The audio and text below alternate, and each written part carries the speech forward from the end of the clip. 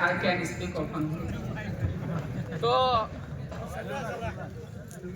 आज का हमारा इकट्ठा होना न सिर्फ यहाँ का चुनाव जीतने के लिए है। आज हम यहाँ इकट्ठे इसलिए हुए हैं, उस विचारधारा से लड़ने के लिए इकट्ठे हुए हैं जो मानवता की दुश्मन है, जो इंसानों को मारने के लिए तुली हुई है। आज हम इस ऐतिहासिक गार्डन में इसलिए इकट्ठे हुए हैं कि एक ऐसी विचारधारा है जो हमारे पूर्वजों के द्वारा, लाखों पूर्वजों के द्वारा मानगढ़ की धरती पर कुर्बानियां जो दी, उन कुर्बानियों के सम्मान में वो एक विचारधारा है, वो हमारे इतिहास को खत्म करना चाहती है।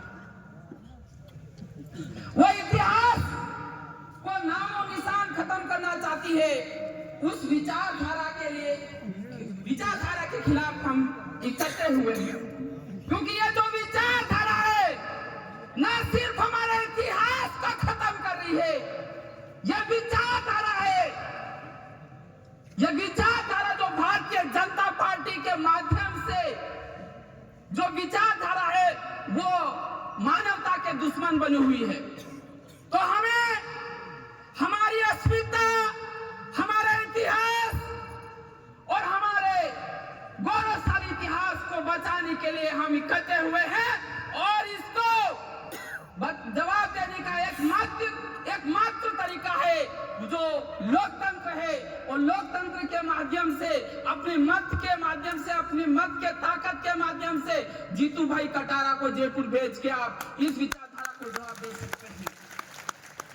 आपने कुछ दिन पहले एक वीडियो वायरल हुआ था, वो वीडियो उदयपुर सांसद मन्नालाल रावत का था।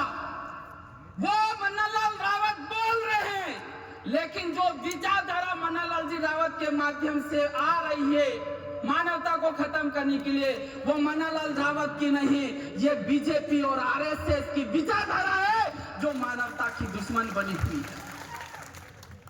उसके बाद उन्होंने उस वीडियो के अंदर स्पष्ट कहते हुए सुनाई देते हैं कि इनके घर जला दो, इनको लठ मारो, इनको यहां से भगा दो।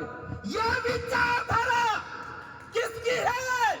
यह विचारधारा बीजेपी, भारतीय जनता पार्टी की है और आरएसएस की है, जो यहां खत्म करना चाहती है। और मैं ये कहना चाहता हूं कि आपका हर एक वोट ये इस विचारधारा के खिलाफ होना चाहिए और साथ ही एक आवाज बुलंद होनी चाहिए।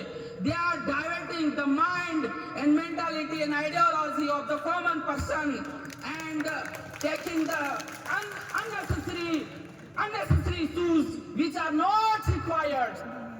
कहने का मतलब ये है कि भारतीय जनता पार्टी जो मानवता के जो मुद्दे हैं उन मुद्दों के ऊपर बात नहीं करके, जो जरूरत नहीं उन मुद्दों को हवा दे रही है।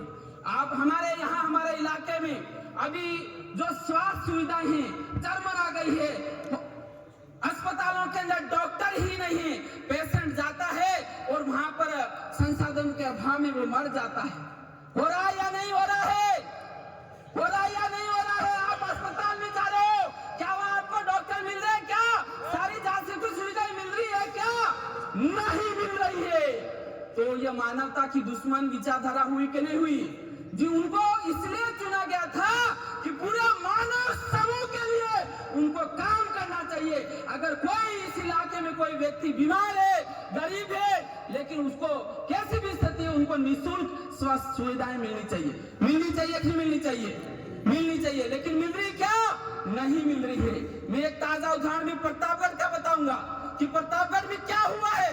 मैं हर बार बताता हूँ और इस मंच से भी बताऊंगा कि प्रतापगढ़ में क्या हुआ है। प्रतापगढ़ का सबसे बड़ा अस्पताल है, जिला अस्पताल है, वहां पर 80 डॉक्टर होनी चाहिए, लेकिन 80 डॉक्टर की तुलना में वहां पर सिर्फ 18 डॉक्टर है और 18 डॉक्टर है जो नाकाफी है, ओंठ के मुंह में जीरा है।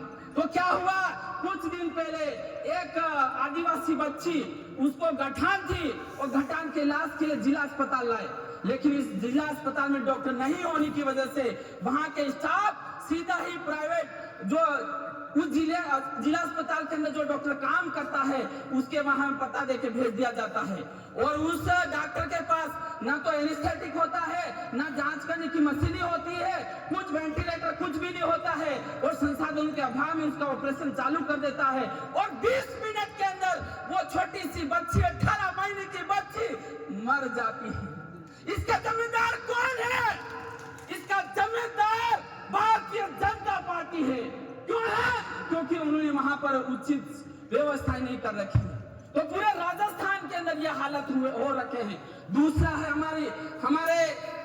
हमारे विद्यालयों के अंदर, सरकारी विद्यालयों के अंदर उचित संख्या में जितनी नियमानुसार स्टाफ्स नहीं है, टीचर्स नहीं है, there are not enough teacher according to the rules, so the study of our future is being affected very fastly.